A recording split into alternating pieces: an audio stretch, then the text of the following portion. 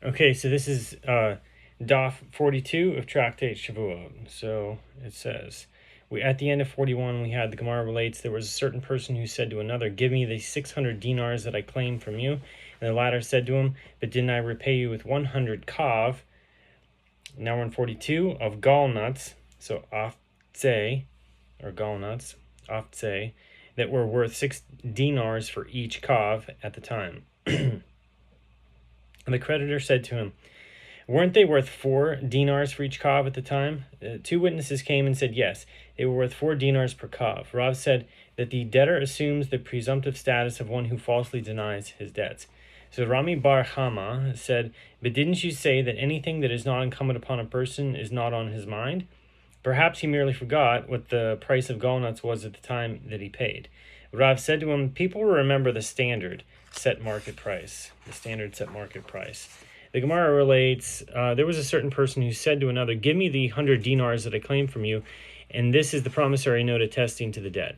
The latter said to him, "I already repaid you." The creditor said to him, "That money you gave me was for a different debt." Rav Nachman said that the promissory note is undermined by the fact that the creditor admits that he received payment equal to the amount specified in the note, and his claim that there was an additional debt is unsubstantiated. So Rav Papa said that the promissory note is not undermined. The Gemara asked, "But according to Rav Papa, in what way is this case different from the incident where a certain person said to another, 'Give me the 100 dinars that I claim from you, and this is the promissory note'?" The latter said to him, "Didn't you give me that money as an investment to be used for buying oxen to be slaughtered? And you came and sat in the slaughterhouse and received your money, including your share of the profits, from the sale of the slaughtered oxen." And the creditor said to him, "That money you gave me was for a different debt." And Rav Papa said that in that case the promissory note is undermined. The Gemara answers, "There, since the debtor said you gave me the money for oxen and you took payment from oxen, and the creditor admitted that this had happened, the promissory note is undermined because there is no support for this claim that there was another debt in addition to the acknowledged transaction for the oxen. Here, say that the payment was in fact for a different debt." What halakhic conclusion was reached about this matter? Rav Papi said the promissory note is not undermined, and Rav Sheshet, son of Rav Edi, said the promissory note is undermined. And the halakha is that the promissory note is undermined. And this statement applies in a case where he repaid him in the presence of witnesses and did not mention the promissory note to the creditor. But in a case where he repaid him privately between the two of them, in the absence of witnesses, since the creditor can say to him, "This matter never happened," that is, he could deny that he received any payment, he can also say that this money was for a different debt. And this is like the case involving Avimi, son of Rabbi Abahu, who repaid a debt in the absence of witnesses, and the creditor then claimed that the payment was for another debt. Ketubot 85a. The Gemara relates, there was a certain person who said to another who had lent him money, "I deem you credible whenever you say to me that I did not repay the debt." He then went and repaid the debt in the presence of witnesses, and the creditor later denied that he had been repaid. Abaye and Rava both say that the witnesses are not deemed credible, and the creditor can collect payment as the debtor deemed him credible at the outset. So Rav Papa objects to this and says, although he deemed him more credible than himself concerning the possibility that the debtor would claim that he repaid the debt and the creditor would deny having been repaid, did he deem him more credible than witnesses? Therefore, he is exempt. The Gemara relates, there was a certain person who said to another who had lent him money, "I deem you credible like 2 witnesses whenever you say that I did not repay the debt." He went and repaid the debt in the presence of the 3 witnesses. Rav Papa said that the creditor cannot deny the testimony of 3 witnesses, as the debtor deemed him credible like 2 witnesses. He did not deem him credible like 3 witnesses. Rav Huna, son of Rav Yehoshua, said to Rav Papa, "Say that although the sages say that we follow the majority of opinions, and the opinion of 3 people is therefore accepted against the opinion of 2, this statement applies with regard to assessing value, as the more people there are, the more knowledgeable they are. But with regard to testimony, 100 witnesses are like 2, and 2 are like 100. Therefore, in this case, there is no distinction between 2 witnesses and 3 witnesses." The Gemara presents another version of the incident. A certain person said to another who had lent him money, "I deem you credible like 2 witnesses whenever you say that I did not repay." He went and repaid the debt in the presence of 3 witnesses. Rav Papa said that the creditor cannot deny their testimony, as the debtor deemed him credible like 2 witnesses. He did not deem him credible like 3 witnesses. Rav Huna, son of Rav Yehoshua, objects to this. 2 witnesses are like 100, and 100 are like 2. But if the debtor said to the creditor that he deems him credible like 3 witnesses, and then went and repaid him in the presence of 4, then once he entered by mentioning a larger number than what is necessary for testimony, the realm of opinions in which 3 people carry greater weight than 2, he has entered the realm of opinions, and 4 witnesses are deemed more credible than 3. Therefore, the creditor is not deemed credible against them. The Mishnah teaches, one does not take an oath concerning the claim of a deaf mute, an imbecile, or a minor, and the court does not administer an oath to a minor. The Gemara asks, what is the reason? The Gemara answers that in the passage from which the halachot of admission to part of a claim are derived, the verse states, if a man delivers to his neighbor silver or vessels to safeguard, Exodus 22, verse 6. The word man indicates that the reference is only to adults, and delivery by a minor is nothing. So it is not recognized as halakhically significant act, as a minor is not halakhically competent. So the Mishnah teaches, but one does take an oath to a minor or to a representative of the temple treasury with regard to consecrated property. The Gemara asks, but didn't you say in the first clause that one does not take an oath concerning the claim of a deaf mute, an imbecile, or a minor?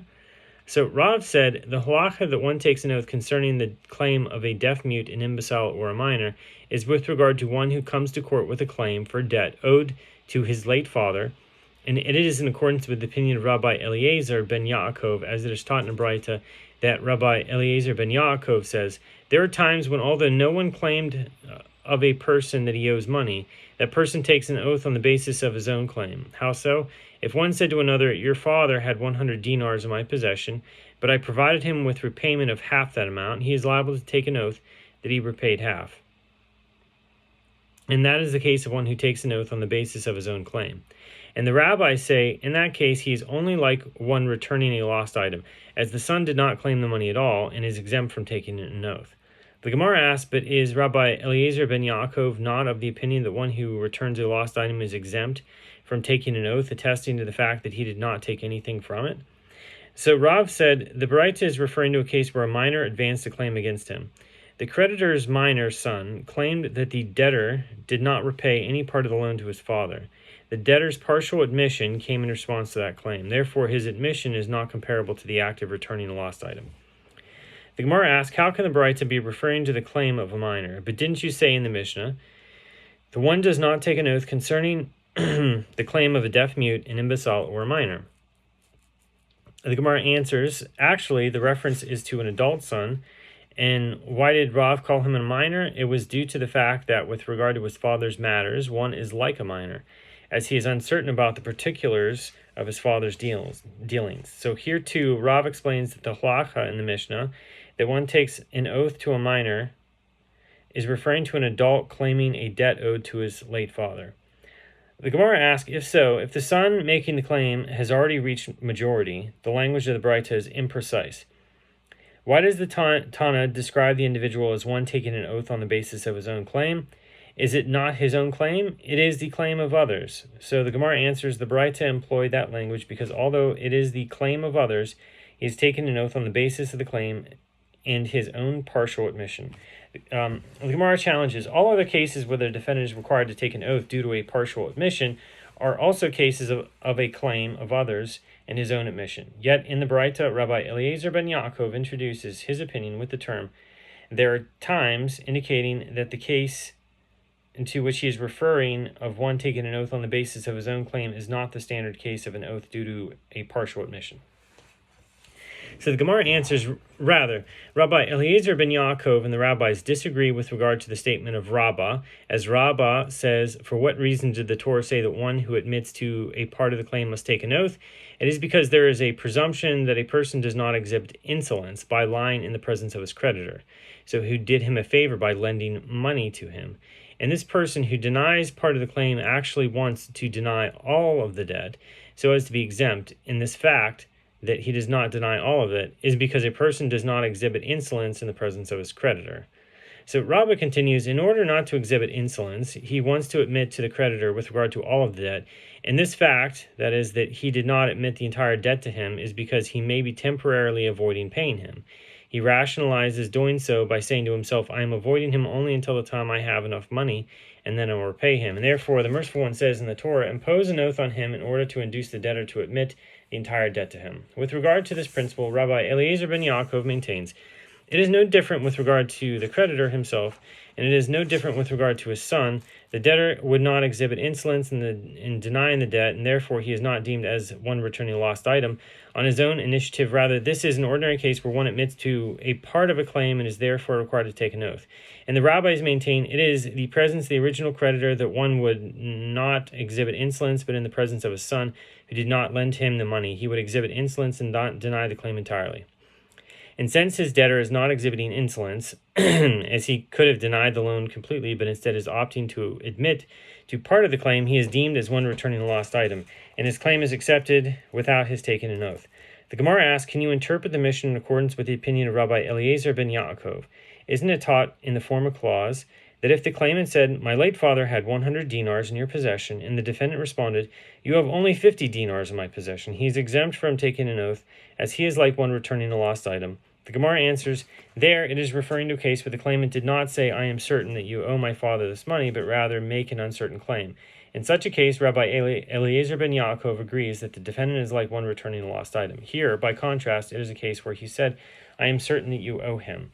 Returning to the Gemara's question with regard to the lost clause of the Mishnah, which states that one takes an oath to a minor, or to a representative of the temple treasury, Shmuel said a different answer.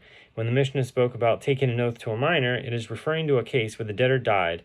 The creditor must take an oath to the minor heir, attesting that he was not repaid in order to collect from the minor's property. Similarly, if one's debtor consecrated his property, he takes an oath to a representative of the temple treasury in order to collect from the consecrated property. The Gemara challenges. The halacha that one takes an oath to a minor in order to collect from a minor's property is one that we learn in the Mishnah, so 45a. A woman who comes to collect the payment for her marriage contract from the property of orphans collects only by means of an oath. Why do I need two Mishnayot to teach this halacha? The Gemara answers, by mentioning this halacha twice, the Mishnah teaches us this. The halacha applies with regard to both minor and adult orphans. In accordance with the statement of Abaye the elder, as Abaye the elder taught, the orphans of which the sages spoke are adult orphans, and needless to say, the same halacha also applies to minor orphans. This principle applies with regard to both the halacha that a debt can be collected from the property of an orphan only by means of an oath, and to the halacha that a debt can be collected from the property of an orphan only from inferior quality land. With regard to Shmuel's explanation of the Mishnah that one takes an oath to a representative of the temple treasury in order to collect a debt from consecrated property, the Gemara asks, we learn this halacha in the Mishnah, 45a, from liened property that has been sold, one collects a debt only by means of an oath. And what difference is it to me whether the property was liened to an ordinary person, and what difference is it to me whether the property was liened to the Most High, that is, it was consecrated? The Gemara answers, it was necessary for this halacha to be stated separately with regard to collecting a debt from the temple treasury. Otherwise, it might enter your mind to say that it is specifically in order to collect a debt from an ordinary person that one is required to take an oath. As a person is liable to collude with another against an ordinary person who purchased property by producing a promissory note for a debt that was already repaid in order to collect property from the purchasers of land that had been liened to that debt. But one might have thought that in order to collect a debt from the temple treasury, a person is not required to take an oath, as a person does not collude with another against the temple treasury. Therefore, the Mishnah teaches us that one is required to take an oath even in order to collect a debt from the temple treasury, as one is suspected of collusion in this case as well. The Gemara asks, but doesn't Rav Huna say that in the case of a person on his deathbed who consecrated all of his property and said, so-and-so has 100 dinars in my possession, his statement is deemed credible, as the presumption is that a person does not collude with another against the temple treasury? The sages said in response, that statement applies only in the case of a person on his deathbed, as a person sins only for his own benefit. One is not suspected of deceiving the temple treasury for the benefit of his heirs. But with regard to a healthy person, we are certainly concerned about collusion, even against the temple treasury. So back to the Mishnah. The Mishnah says, and these are items concerning which one does not take an oath by Torah law: Canaanite slaves, and financial documents, and land, and consecrated property. So in a case where these items are stolen, there's no payment of double the principal, nor is there payment of 4 or 5 times the principal. In a case where one stole a consecrated animal and slaughtered or sold it, an unpaid bailee who lost one of these items does not take an oath that he was not negligent in safeguarding it, and a paid bailee does not pay for the loss or theft of one of these items. Rabbi Shimon says there's a distinction between different types of consecrated property. With regard to consecrated property, for which one bears financial responsibility to compensate the temple treasury in the event of their loss, such as in the case where he vowed to bring an offering and then set aside an animal to be sacrificed in fulfillment of the vow, one takes an oath concerning them, as they are considered his own property. But with regard to consecrated property for which he does not bear the financial responsibility for the loss, one does not take an oath concerning them. So Rabbi Meir says there are certain items that are physically on land, but are not treated like land from a halakhic perspective, and the rabbis do not concede to him concerning this point. How so? If one makes the claim, I assigned you 10 grapevines laden with fruit to safeguard, and the other one says they are only 5 vines, Rabbi Meir deems the defendant liable to take an oath, as he admitted to a part of the claim, and although the claim concerned grapevines, the primary aspect of the claim was the grapes. And the rabbis say the halakhic status of anything that is attached to the land is like the land itself, and therefore he is exempt from taking an oath. One takes an oath only concerning an item that is defined by size, by weight, or by number. So how so? If the claimant says, I transferred to you a house full of produce, or I transferred to you a pouch full of money, and the other person says, I do not know how much you gave me, but what you left in my possession you may take, and the amount in the house or the pouch at the time is less than that claimed by the claimant, the defendant is exempt from taking an oath, as the amounts in the claim and the admission are undefined. But if this party says that the house was full up to the ledge, and that party says that it was full up to the window, the defendant is liable to take an oath as the dispute relates to a defined amount. Okay, so the Gemara now says, from where do we derive that one is exempt from the payment of double the principal with regard to items mentioned in the Mishnah? As it is taught, it is as the sages taught in a Braita with regard to the verse that discusses double payment. For every matter of trespass, whether it be for an ox, for a donkey, for a sheep, for clothing, or for any manner of lost thing, he shall pay double to his neighbor. Exodus 22, verse 8. This verse is expounded in the following manner. The phrase, for every manner of trespass, is a generalization. The phrase, whether it be for an ox, for a donkey, for sheep, for clothing, is a detail. When the verse states, for any manner of lost thing, it then generalizes again. Okay, so consequently, this verse contains a generalization and a detail and a generalization. So, klal ufrat uvklal. So, and one of the 13 principles of exegesis states that in such a case, you may deduce that the verse is referring only to items similar to the detail. So applying this principle here, one may conclude that just as each of the items mentioned in the detail is clearly defined as an item that is movable property and has intrinsic value, so too anything that is movable property and has intrinsic value is subject to double payment. Land is therefore excluded, as it is not movable property. Canaanite slaves are also excluded, as they are compared to land in many areas of halacha. Financial documents are excluded since they are movable property. Since they are movable property, they do not have...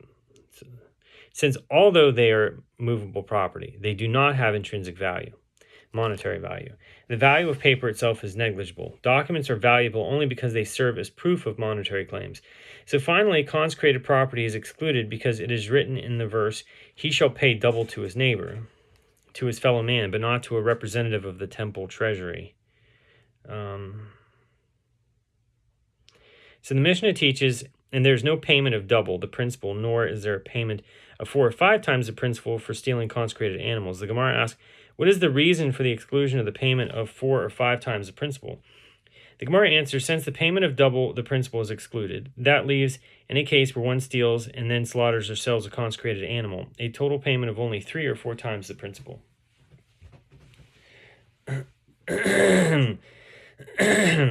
As the payment of double the principal is included in the larger payment for selling or slaughtering it. Therefore, since the Merciful One states in the Torah, 4-fold or 5-fold payment, and not 3-fold or 4-fold payment, one who steals a consecrated animal and slaughters it or sells it is exempt from the additional payments.